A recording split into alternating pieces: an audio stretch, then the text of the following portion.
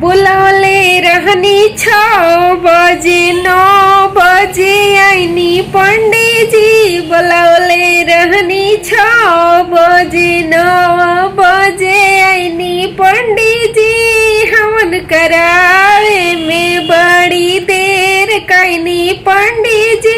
हवन करावे में बड़ी देर कैनी पंडित जी। हवन सुनी के गणपति जी अले पंडित जी। संगवा मेरी धी सीधी अली घरवा पंडित जी। घरवा या जोर होई गईले हमरे पंडित जी। घरवा या जोर होई गईले हमरे पंडित जी। हवन करावे में बड़ी देर कैनी पंडित जी। हवन करावे में बड़ी देर कैनी पंडित जी। बुलवले रहनी 6 बजे। बुलवले रहनी 6 बजे 9 बजे आईनी पंडित जी।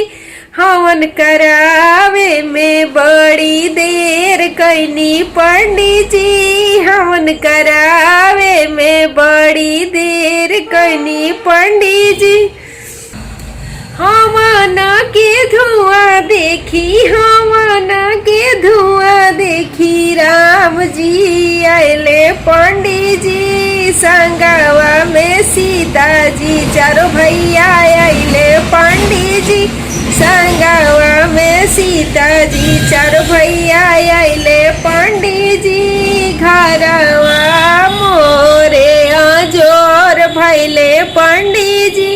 घरवा मोरे आजोर भैले पंडित जी।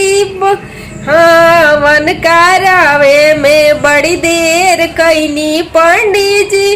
बुलवले रहनी 6 बजे 9 बजे आईनी पंडित जी। हवन करावे में बड़ी देर कैनी पंडित जी।